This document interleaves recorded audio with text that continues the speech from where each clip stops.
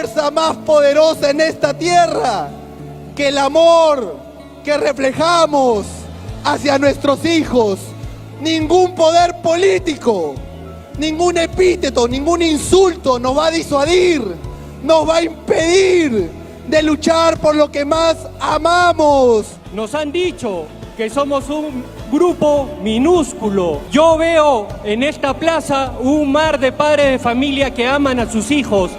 Y yo les pregunto, ¿somos pocos? El Perú se puso de pie una vez más. 70 ciudades de pie.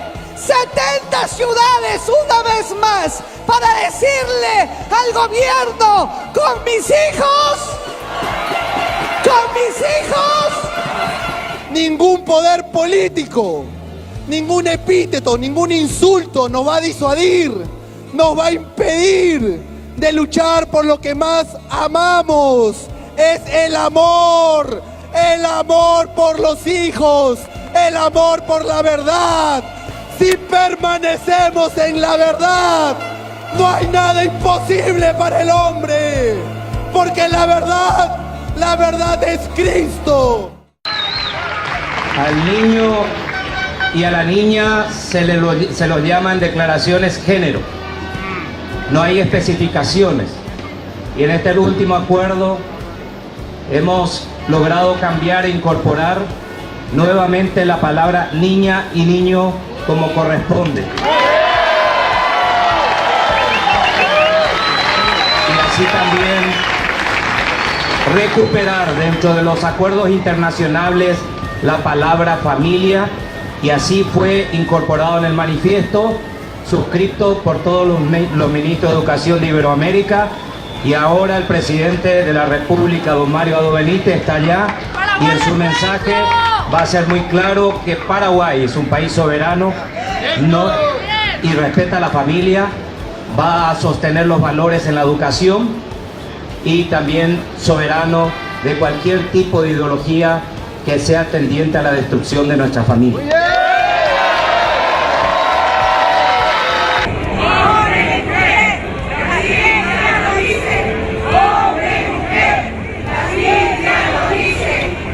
Desde La Paz, Bolivia, vamos transmitiendo la marcha Con mis hijos no te metas, Bolivia.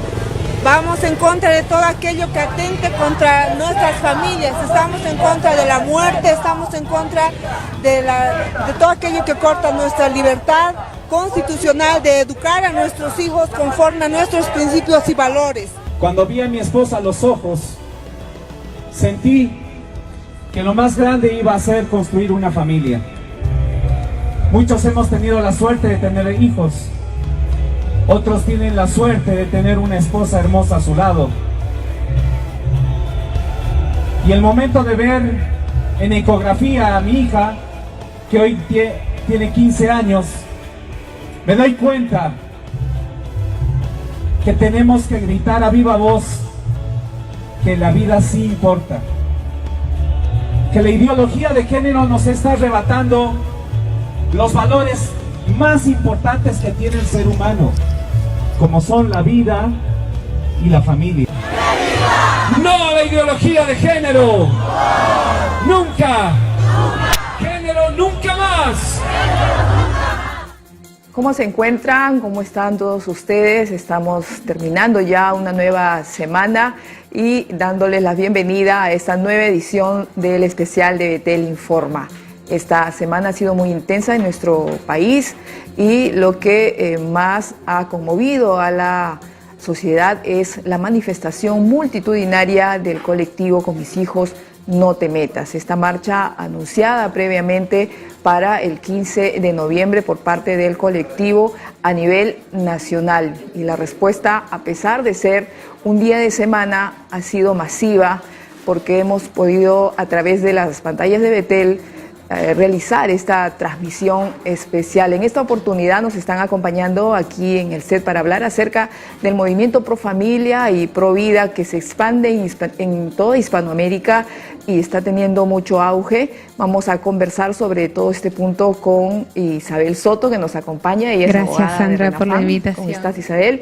También está con nosotros Jorge de Lama, abogado también de RENAFAM. Y desde España está visitando nuestro país Luis Lozada, quien es editor de campañas de Citizen Go. Bienvenido al Perú y al especial de Betel Informa. Muchas gracias, un placer. Quisiéramos, para ir comentando al principio acerca de esta manifestación, Luis, tú que vienes desde Europa, ¿cómo observas el movimiento Pro Familia en toda Latinoamérica? Pues a mí me parece muy esperanzador porque desgraciadamente en Europa las familias ya no están movilizadas, el adoctrinamiento de género se ha consolidado. Sin embargo, aquí en Perú y en toda América Latina el movimiento de padres es realmente muy potente, muy movilizado. La manifestación de esta semana ha sido realmente impresionante, casi 2 millones de personas, pero además lo llamativo es cómo se ha expandido por todo el continente, ¿no? Hay que recordar el movimiento de 10 de agosto en Colombia, el 1 millón de personas que salió recientemente en Ecuador, el éxito del movimiento Pro Vida en Argentina, los 2 millones de personas que salieron en México en el año 2016. En definitiva, todo el continente está en pie de guerra por un asunto muy sencillo, y es que, oiga, usted puede hacer ideología, incluso puede corromperse, pero a mi hijo no lo va a tocar. Mi hijo es sagrado y yo voy a salir a la calle y lo voy a defender con uñas y dientes y con el cuchillo entre los dientes si es necesario. Yo creo que eso es increíblemente sano, que hay un pueblo en pie, consciente, responsable, que está dispuesto a defender lo más básico, que son sus hijos. Y yo lo observo con una enorme ilusión y con una enorme esperanza de que todavía existen familias que están dispuestas a defender sus derechos y lo más básico y lo más querido, que son sus hijos. Vemos cómo la fuerza que le han puesto los padres de familia y sobre todo la dirección de este colectivo ha hecho de que esto pueda rebotar en las naciones vecinas. ¿Tú cómo te has sentido, Isabel? ¿Has participado de esta marcha? ¿Has tomado parte también en el balconazo que hubo en la Plaza San Martín? A ver a tanta multitud y esa respuesta de parte de todos ellos a los voceros que salían ahí a manifestarse. ¿Qué fue lo que experimentaste el día de ayer? Un enorme placer poder servir a la patria, poder servir a la ciudadanía y a la familia peruana. Un enorme placer también porque soy mamá y entiendo perfectamente esta causa. Entonces, qué gusto haber podido servir y así lo vamos a seguir haciendo porque definitivamente el Estado no puede imponernos ideologías. Los hijos no son del Estado, los hijos son nuestros y tenemos todo el derecho de reclamar de que se enseñe ciencias, letras, matemáticas en la escuela, educación para el trabajo, pero no una idea particular, una ideología muy particular. Y si ya lo he dicho antes, pero la ideología, si uno va a la cuarta acepción del diccionario, dice que es una forma de ver un problema y plantear la solución. Y creo que el presidente de la República está enfocando mal el problema, porque los problemas que más aquejan a nuestra patria son otros. Son la anemia, son la inseguridad, es la corrupción a nivel del gobierno y a nivel personal para cada familia es la economía, es la pobreza. Entonces, se nos quiere imponer una ideología que en realidad en el fondo ni siquiera es una prioridad para el gobierno. Entonces continuamos en pie de lucha y como lo ha dicho el señor Luis Lozada, también me parece esperanzador que este movimiento Con Mis Hijos No Te Metas siga creciendo. No solo se haya iniciado en el Perú, sino que además ha echado raíces en otros países de Latinoamérica y del mundo, porque lo comentábamos fuera de cámaras, muy pronto se va a estrenar Don't Mess With My Children, que es Con Mis Hijos No Te Metas Nueva York. Y así este movimiento se va extendiendo y qué bueno que la población esté despierta y lista para luchar contra esta ideología nefasta. Sabemos que el vocero oficial del colectivo Con Mis Hijos No Te Metas, fundador también, se encuentra en estos momentos en un congreso en Colombia, en la ciudad de Medellín, y en unos días más también hay un congreso en el Uruguay. Entonces vemos cómo esto también ha despertado el interés de las personas de conocer más sobre esto de la ideología de género, porque como los medios de comunicación enseñan de que no existe y los pro familia dicen que sí existe, y entonces quieren conocer qué es lo que hay detrás de todos esos enfoques o estas políticas públicas. Sabemos que el día de ayer no solo se ha hecho este plantón, sino que también se han entregado unos documentos al gobierno. ¿Nos puedes comentar algo, Jorge? Sí, mira, lo que se entregó al gobierno fue un dossier de lo que nosotros consideramos lo que es la ideología de género, y es más, aquel manifiesto que se había creado con los 4 puntos que nosotros estábamos poniendo sobre la mesa, que son nuestras exigencias, ¿no? Uno de ellos era la eliminación de la ideología de género de todas las políticas públicas. Porque no estamos hablando del tema educativo. El tema educativo, el Minedu, el Ministerio de Educación lo recoge del Ministerio de la Mujer. Y el Ministerio de la Mujer lo recoge de organizaciones internacionales que han creado esto sin conocer realmente la realidad peruana, sin conocer realmente lo que necesitamos. Y entre otras cosas más, de esos 4 puntos, que también es muy importante resaltarlo, es el tema del intento de redefinir las familias como considera el gobierno conveniente, cuando él derogó la ley de fortalecimiento de la familia que estaba vigente, pero que por la misma desidia del gobierno no se convirtió en un plan de ejecución real, ¿entiendes? Porque era un documento marco, porque ese es el documento marco que te habilitaba a establecer políticas públicas en defensa de la familia. Nunca lo hicieron. Lo que hizo el gobierno fue aprovechar y abusar de las facultades delegadas en materia de violencia doméstica para introducir conceptos que no tenían nada que ver, como el de familias democráticas, y que el de que los roles al interior de la familia sean igualitarios por decreto, desconociendo pues que la familia es un instituto natural, que el Estado no la ha creado, el Estado la recoge, y ese instituto natural no hay ninguno que la reemplace en todo lo que hace por sus miembros. Es ahí, en esos puntos, que se entregaron al gobierno en ese tema. Bien, Luis, siempre los defensores del género mencionan las leyes o las leyes y estas políticas públicas de género que se han implantado en Europa y toman como referencia a España. Pero hablan sobre la decisión de los políticos y no de lo que realmente está viviendo la sociedad. Si pudieras explicarnos un poco esto, por favor. Mira, en España se ha implantado en varias comunidades autónomas, porque la educación es una competencia transferida a las regiones. Se ha implantado prácticamente en todas las comunidades autónomas una ley de adoctrinamiento de género en las escuelas, lo cual ha generado un enorme problema en muchos padres que obviamente no desean ese tipo de educación para sus hijos y que tienen que presentar un escrito ante su colegio, ante la Consejería de Educación, con el consiguiente problema de que le miren mal, de que al niño le sacan de clase, al niño le discriminan, le dicen que es el rarito, etcétera, etcétera, ¿no? Eso por un lado. Por otro, se han aprobado leyes, algunas en la Comunidad de Madrid, por el Partido Popular, el partido supuestamente de derechas, en el que, por ejemplo, se establece que el padre que lleve a su hijo a terapias de reversión porque su hijo tiene atracción del mismo sexo es multado con una multa de 40.000 euros, de $40.000, porque supuestamente criminaliza a su hijo y además le retira la patria potestad. De manera que el acoso que está sufriendo la familia es brutal.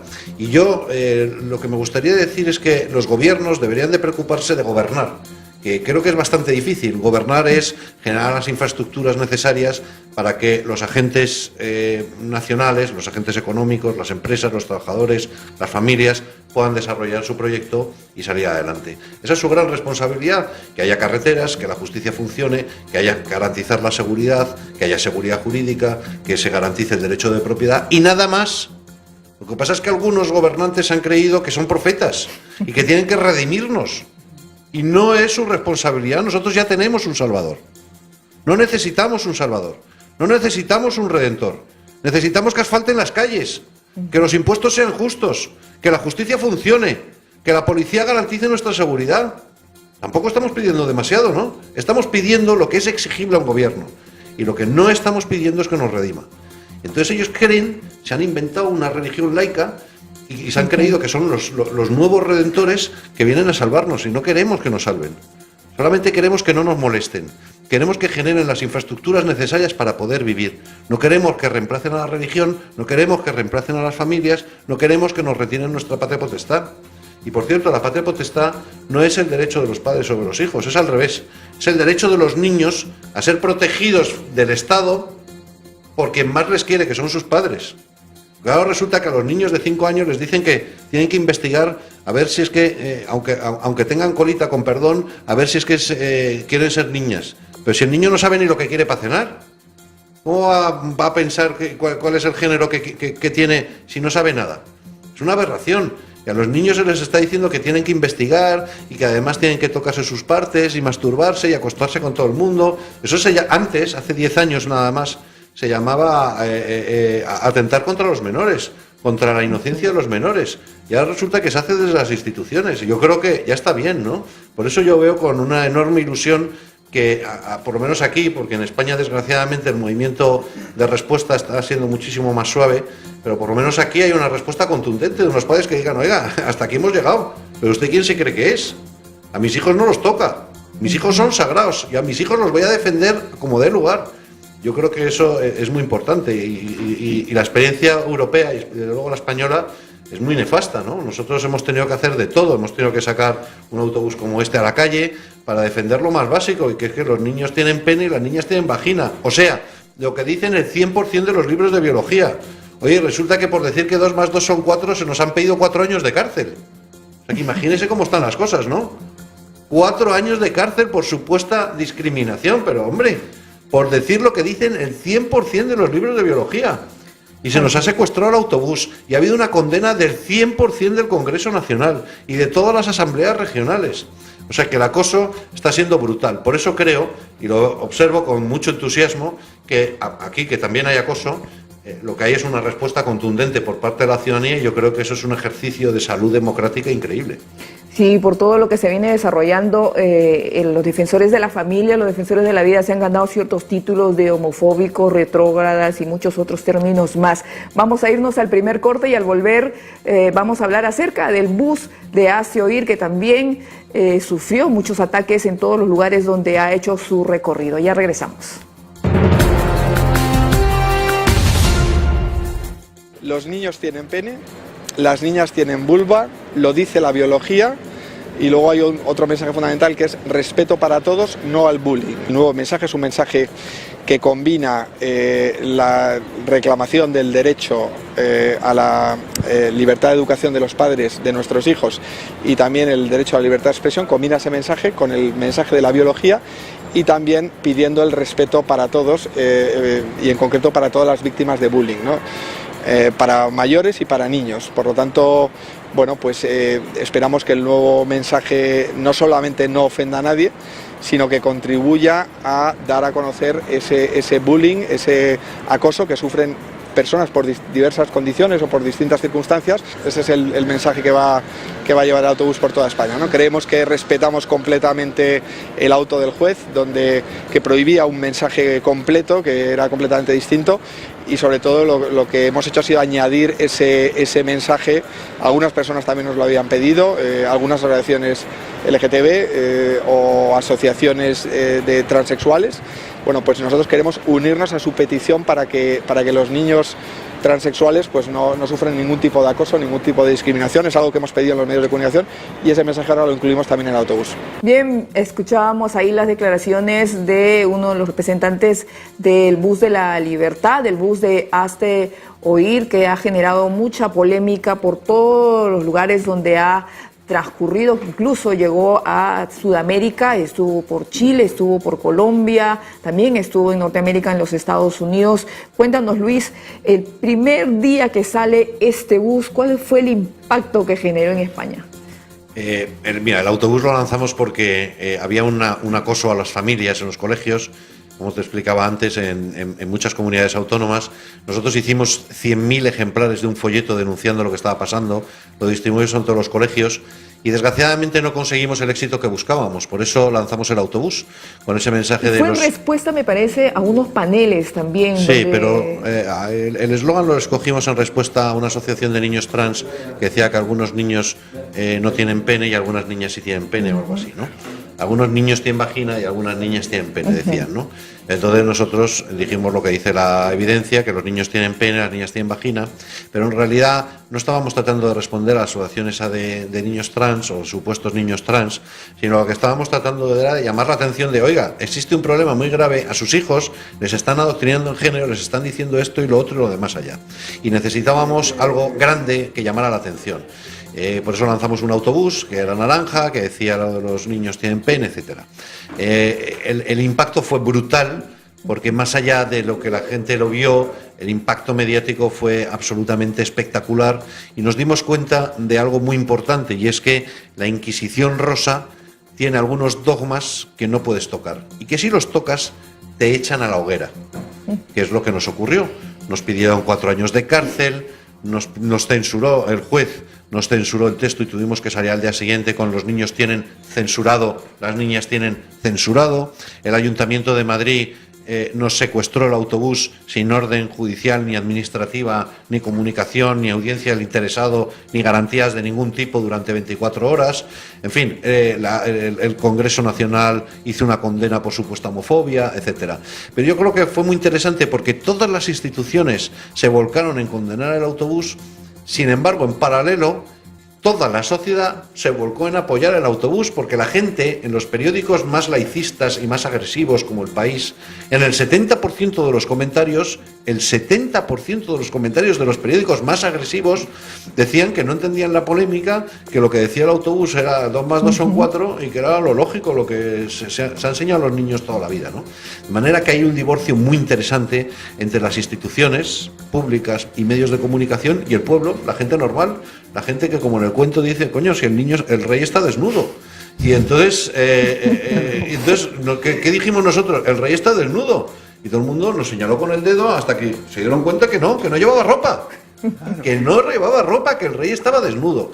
Bueno, ese impacto fue tan potente y el impacto además, no solo en España, sino en todo el mundo, que decidimos llevar el modelo a otros países, adaptado a las realidades de cada país. Lo hemos llevado, como decías, a Colombia, lo llevamos a Chile, donde la agresividad fue increíble, lanzaban piedras de este tamaño. Pintura roja, ¿no? Sí, pero piedras de este tamaño. Hubo una señora que tuvo que ir al hospital, 7 detenidos por los carabinieri. La agresión fue increíble. Y también por parte del gobierno, la propia portavoz dijo que a lo mejor no nos dejaba salir. Digo, hombre, eso será en dictadura.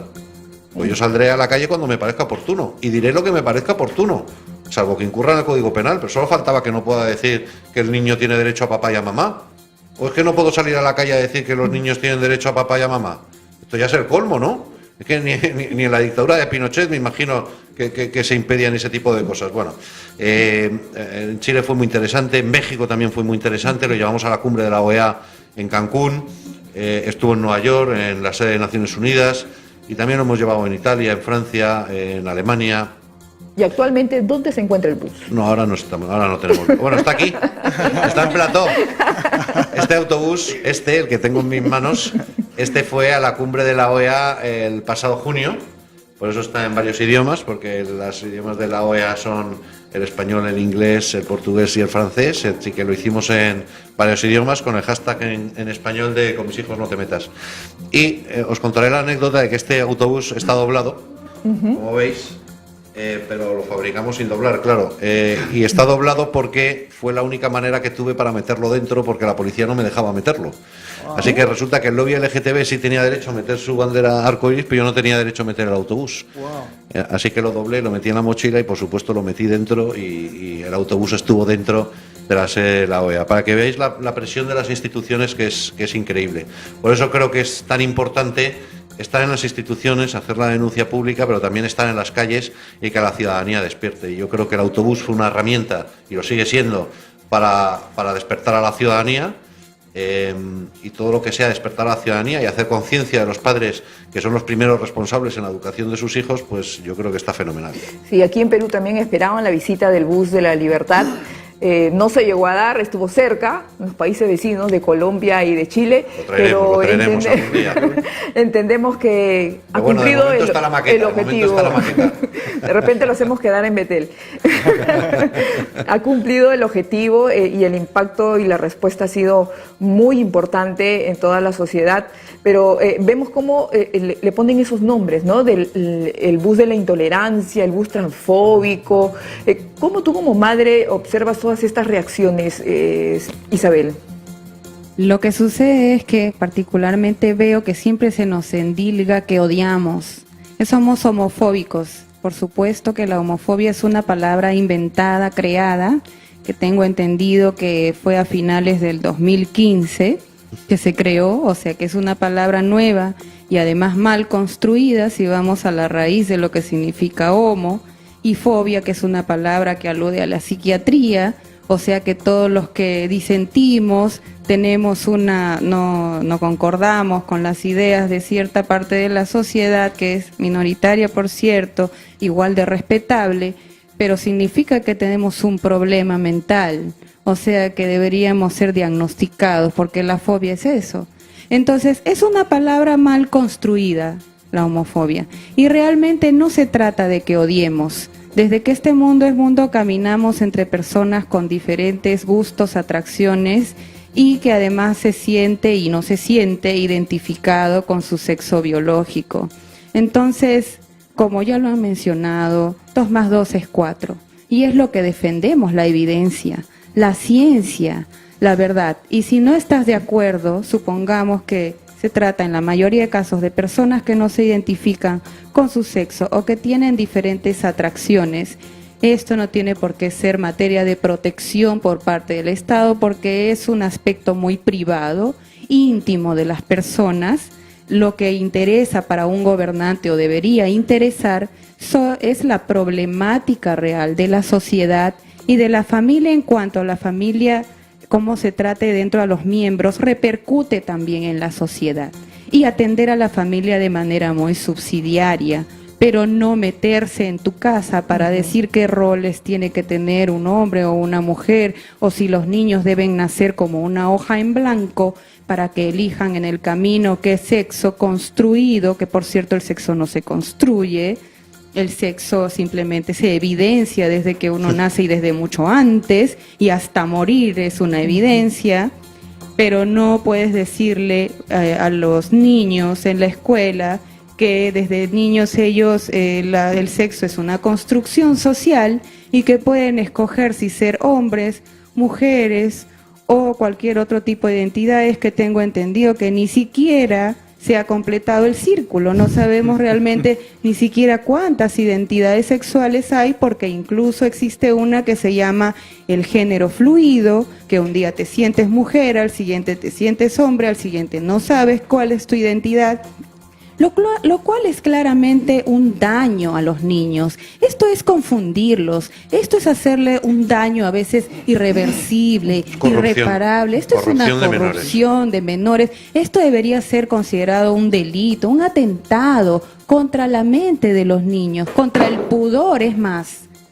Sí. Entonces, esto no se está abordando de una manera integral, se está teniendo un enfoque que no mira al bosque, mira un árbol, que es determinado colectivo o determinados intereses extranjeros, porque el enfoque de género ni siquiera tiene raíces en el Perú, no nació de una visión de la problemática real en nuestro país. Es una receta extranjera que, por cierto, en el extranjero, en los países en donde se ha aplicado con la justificación de que es por la violencia que se aplica, no ha funcionado. Y ahí está Suecia, está Finlandia, otros países en los cuales supuestamente el enfoque de género resolvería el tema de la violencia, cuando vemos que no es así. Y esa receta que no ha funcionado la vamos a traer a una realidad como la peruana, que es muy diferente en su cultura, en sus valores, en sus tradiciones.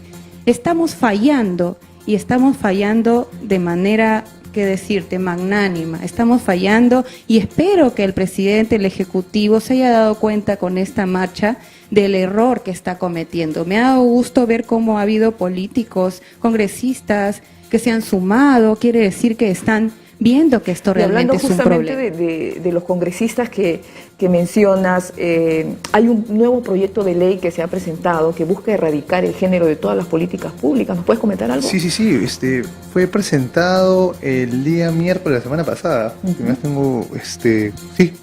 Y lo que busca es eliminar todo el enfoque de género de todas las políticas públicas, inclusive modificar el nombre del Ministerio de la Mujer por Ministerio de la Familia, la Mujer y de poblaciones vulnerables. O sea que es un proyecto bastante ambicioso, porque el objetivo del Ministerio de la Mujer era justo la transversalización del enfoque de género en todos los estamentos del Estado. Entonces esto ha sido presentado, es multipartidario, porque han habido varios congresistas que han estado ahí, ¿no? Que han firmado, unos partes de la bancada fujimorista, otros de los no agrupados, otros de PPK, se han firmado varios, ¿no? Entonces, esto te demuestra una cosa, que el clamor ya ha sido tal que lo que no había pasado antes, porque antes los congresistas no nos veían como una problemática, podría ser que pensaran que esto es un movimiento anecdótico, ahora no. Y es porque creo que uno cuando es político entiende que si hay un montón de personas que no lleguen a encontrar su representación, de alguna manera la van a encontrar. El río no se puede detener. Ahora, yo quisiera sintetizar dos cosas importantes que ha dicho Luis y que ha dicho Isabel, porque he detectado que la estrategia del Ministerio de Educación ya no es la de antes. La de antes era negar que existía. Ahora la estrategia yo la llamo la regionalización del enfoque de género. Dicen que el enfoque de género de acá no es el mismo que el de allá. Dicen que el de acá no es el mismo que allá. No, acá no. Pero todas las organizaciones que lo han apoyado en Twitter, y nosotros somos testigos que en Twitter la UNESCO, la ONU han apoyado este enfoque, sobre ellos tenemos que ver qué es lo que estas organizaciones promulgan. En Estados Unidos, hace años hubo un manual, y eso lo pueden revisar en Google, que decía que a los 5 años se debía decir a los niños que la masturbación era buena. De 5 a 8. Yo me comprometo a traerte ese manual porque yo lo tengo y ha sido público y la noticia estaba en Estados Unidos. Entonces, si la UNESCO dice eso y mañana sale y lo ves pidiéndote dinero en las calles, porque así hace la UNESCO con su gente con sus chalequitos, a pedirte dinero por los niños, entonces lo que estamos viendo es que, como dice Isabel, el enfoque no es de Perú. El enfoque viene de allá. Lo que ellos han intentado es bajarle la intensidad para que el caballo de Troya no se vea tan evidente. Y eso tenemos que tener en cuenta, padre de familia. Porque primero lo negaban, después decían que era de hombre y mujer, después les importó dos pepinos y dijo, sí, vamos para adelante. Ahora como hemos empezado, ahora como ya tenemos un nivel de representación mucho más grande, no, la verdad se trata solo de roles. No, lo que pasa en Estados Unidos, lo que pasa en España acá no va a pasar, lo que pasa en Colombia no va a pasar, lo que pasa en Argentina no va a pasar. Esa es la estrategia. Es un caso exclusivo, el Perú Claro, único. Y por eso rescato toda la experiencia de la que nos ha hablado Luis Lozada, porque es enriquecedor, y rescato lo que acaba de decir Isabel. En ningún momento se analizó la realidad social peruana. A eso voy. Y eso prueba que este enfoque no es de aquí. Así que tenemos que estar atentos a ese tipo de argumentos.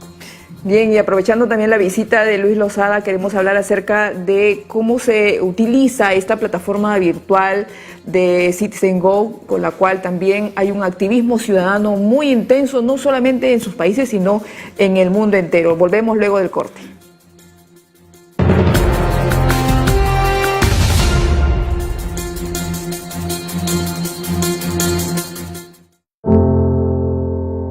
La Corte Suprema de Pakistán ha retirado la condena a muerte y todas las acusaciones de presunta blasfemia contra el Islam a la cristiana Asia Bibi, en la cárcel desde 2010.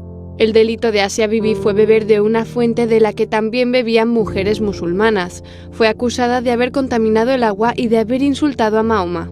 Su absolución no ha sentado bien a los sectores fundamentalistas del país y ya han amenazado de muerte a los jueces y a la familia de Asia, que podrían refugiarse junto a ella en Canadá. Por razones administrativas deben pasar unos días para que pueda salir de la cárcel. Su familia ha peleado durante todos estos años para lograr su absolución.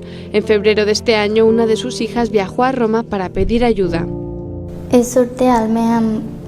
En esta situación rezamos a Dios, que nos da consuelo, y le pedimos que libere a nuestra madre para que pueda estar de nuevo con nosotros. Estamos seguros de que Dios nos ayudará a estar de nuevo con nuestra madre. A pesar de que el caso se ha prolongado casi 10 años, Asia podrá reunirse pronto de nuevo con su familia y será una cristiana libre.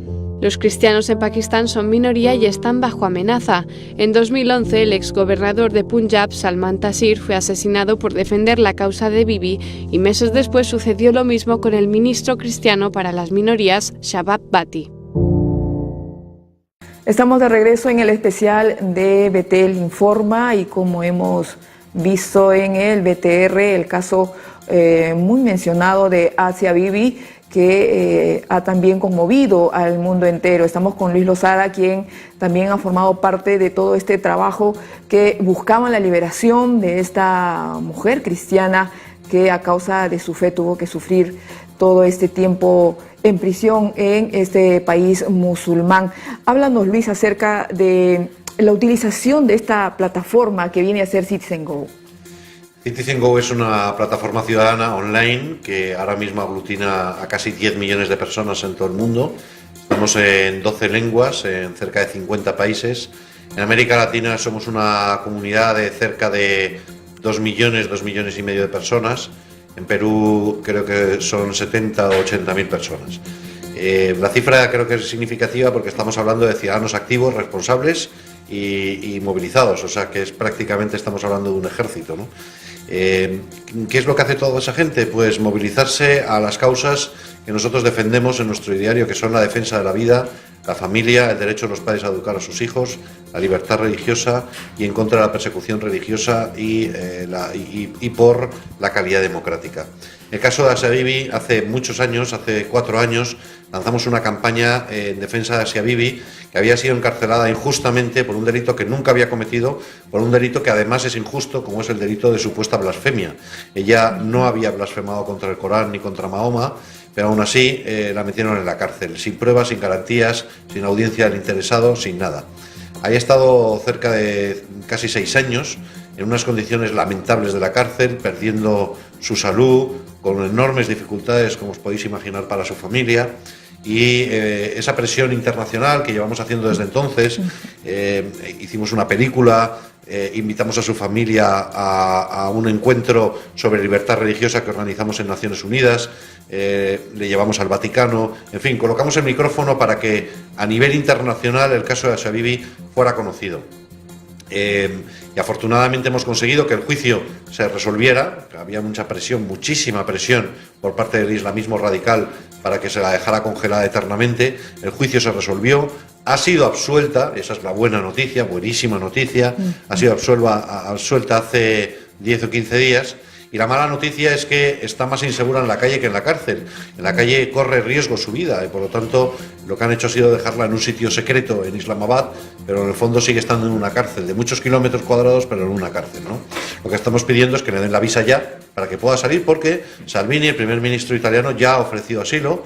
Nosotros hemos estado haciendo cabildeo para que el Ministerio de Exteriores español también le ofreciera asilo y me consta que algunos otros países también estaban manejando esa posibilidad. De manera que tiene dónde ir y lo único que hace falta es que le abran la puerta, que el gobierno pakistaní le dé el visado y pueda salir, porque ella quiere salir y quiere vivir en paz con su familia, como es natural, ¿no? Bueno, yo creo que ha sido una de las batallas más importantes y de la que me siento más orgulloso. También hicimos otra para un activista cristiano, Peter Jacek, de Chequia, que fue encarcelado injustamente en Sudán. En definitiva, la lucha por la libertad religiosa es uno de nuestros activos. ¿Y cuál es el principal activo? Que toda esa gente, esos 10 millones de personas, esos 10 millones de ciudadanos, pueden movilizarse de una manera muy fácil a través de Internet para conseguir lo que a todos nos importa, la defensa de la vida, la familia y la libertad religiosa. ¿Y cómo lo pueden hacer? Pues de manera muy sencilla. Cuando reciben un correo electrónico pidiéndoles que hagan algo, simplemente tienen que hacer clic. Al hacer clic, en el caso de Asia Bibi, le están enviando un correo electrónico al presidente de Pakistán pidiéndole al presidente de Pakistán que abra las puertas, que le dé el visado y que la deje salir. De manera que con un gesto muy sencillo está poniéndose en contacto con el decisor para tener influencia real y efectiva sobre algo que nos importa. Pueden compartir la campaña y pueden crear sus propias campañas. La plataforma está abierta, hay decenas de personas todos los días que están generando sus propias campañas y eso está haciendo que la ciudadanía se empodere, que sea más fuerte, más organizada, más eficaz y, en definitiva, estamos construyendo una verdadera democracia, porque la democracia no es el voto en blanco cada 4 años, la democracia es la participación ciudadana diaria. Hablando de la libertad religiosa, este punto también se vio un tanto amenazado en nuestro país, Jorge. Eso se dio cuando se creó la ley Mordaza, en el decreto legislativo 1323, que el Congreso, que fue emitido por el gobierno abusando de las facultades legislativas que se le entregó, y que el Congreso modificó parcialmente, ¿no? Derogó parcialmente lo que habían colocado pues el gobierno, y que lo que impedía era que cualquier tipo de discurso disidente en términos de orientaciones sexuales, no hablo de discursos discriminatorios evidentemente que incitan a la violencia, sino que cualquier tipo de disidencia estuviera penalizado. ¿Y qué sucede? ¿Qué sucedió ahí? Y eso a nosotros nos llenó mucho de preocupación, sobre todo cuando se creó la denuncia para el pastor Rodolfo González, porque lo que sucedió es que se estaba impidiendo inclusive que se lea la Biblia. Es más, no se podía leer la Biblia ni siquiera ya históricamente, ya ni siquiera hablo en términos confesionales, sino ni siquiera históricamente.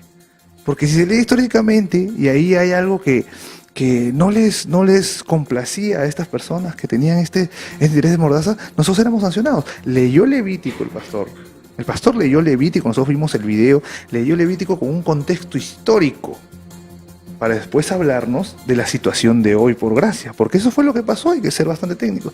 Y aún así la Fiscalía le abrió proceso. Es decir, lo que estaban atacando, tal vez los estamentos están tan ideologizados que no saben ni siquiera por qué hemos llegado a libertades como la libertad de religión y de conciencia.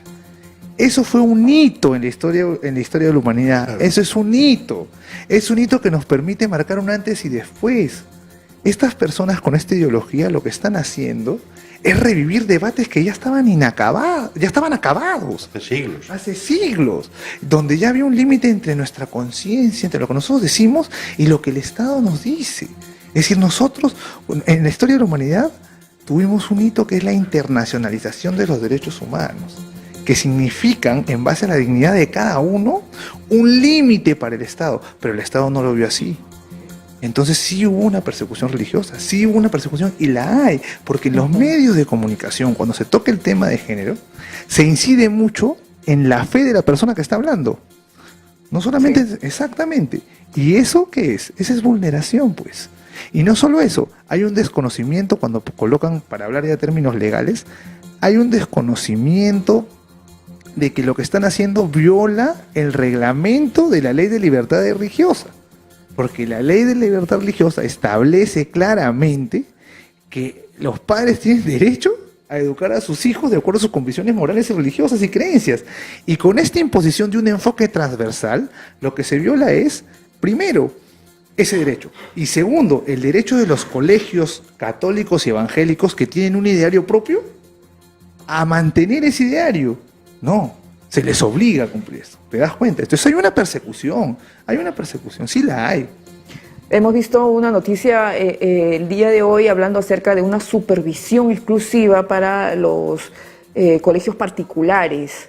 Si es que no cumplen ciertas medidas, van a ser sancionados con montos muy elevados. Y vemos que en esta manifestación en contra de este currículum con ideología de género, son muchos colegios particulares, sobre todo los de ideario cristiano, que están en contra, ¿no? ¿Sería una medida de parte del gobierno, Isabel, para presionar un poco o amedrentar a estos colegios? Sí, por supuesto, porque lo que hay es una ideología totalitaria, ¿no? Y que viene de la OEA, de la ONU, de organismos internacionales, que cada vez que acá nos levantamos, resulta que emiten un pronunciamiento o un manifiesto apoyando, dando el respaldo al Estado peruano en cuanto al enfoque de género, que ya hemos hablado de eso. La Constitución establece que tenemos derecho a educar a nuestros hijos, ¿no?, de acuerdo a nuestras convicciones, pero también establece el tema de la identidad. Y la mayor vulneración contra la identidad es precisamente cuando a los niños, en vez de reafirmarlos, lo que haces es confundirlos. Entonces, bueno, yo espero, si eso se va a dar en las escuelas particulares, sucederá lo que sucedió en Estados Unidos, que hubieron padres de familia que lo que hicieron fue implementar el homeschooling, que fue llevarse a sus hijos de la escuela hacia la casa. Averigüemos entonces en las UGELes del país ¿Cuántos colegios permiten ese sistema? Y vayamos los padres de familia a llevarnos a nuestros hijos a casa. O sea, finalmente nosotros no nos vamos a rendir. Y siempre lo ponemos como hashtag, prohibido rendirse. Nunca nada de lo que haga el Estado, el gobierno, a través de las leyes o lo que fuera, podría quitarnos el derecho a los padres sobre nuestros hijos y viceversa, el derecho que tienen los niños a su integridad moral, física y psicológica. No vamos a continuar en esa batalla. Y si me permites, creo que la escuela pública peruana tiene margen de mejora, ¿no? Así que si hay que supervisar, me parece que la que hay que supervisar es la escuela pública para que los niños sepan a colocar los países en un mapa, en fin, las cosas básicas, ¿no? Que desgraciadamente no ocurren. Y yo creo que antes de acosar a la libertad de expresión, a la libertad de los padres, lo que hay que hacer es mejorar la educación. Esa sí es su responsabilidad. Bien, estamos llegando a la parte final del programa. Quisiera que ustedes puedan dejar algún mensaje a la audiencia que está muy pendiente de todo lo que viene ocurriendo. Y bueno, Renafán también ha cobrado cierto protagonismo en defensa de la familia y de la vida. Así que comenzamos contigo, Isabel, y puedes dirigirte a los padres de familia que están en estos momentos en sintonía. Querido padre, madre de familia, tus hijos son tuyos, no son del Estado. Tú eres el primer llamado a formarlos en valores, en sus derechos, en promover el fortalecimiento de su identidad. Tus hijos nacen hombres, mujeres, y tú estás en el deber y derecho de educarlos y formarlos. Y por supuesto, esta no es una ideología de odio, es una ideología, son valores que van a permitir que el niño crezca en integridad. Y no vamos a permitir, vamos a seguir unidos a ti en esta lucha de con mis hijos no te metas, para que el gobierno se encargue de lo que se tiene que encargar y la familia siga encargándose de la familia precisamente y de la estabilidad en todo sentido de nuestros hijos. Gracias. Luis. Bueno, pues quiero dirigirme a todos los padres que han salido a las calles a darles la enhorabuena. Son los héroes, los que están dispuestos a luchar por sus hijos, pase lo que pase. Estáis demostrando al mundo, estáis ofreciendo al mundo un ejemplo increíble, estáis sembrando un movimiento en toda la región, estáis convirtiendo a América en el continente de la esperanza y para nosotros desde Europa sois todo un ejemplo. Nunca permitáis que os roben a vuestros hijos, nunca permitáis que les roben la inocencia, nunca renunciéis a vuestro derecho a educar a vuestros hijos conforme a vuestros principios y convicciones, colocar a los gobiernos en donde tienen que estar, que es en los despachos, no en vuestras casas, no en vuestras cocinas, no en las aulas de los niños. Defended su integridad, su moralidad, su inocencia, porque son lo más valioso, lo más sagrado. Así que gracias y mucho ánimo. Con mis hijos no te metas. Jorge.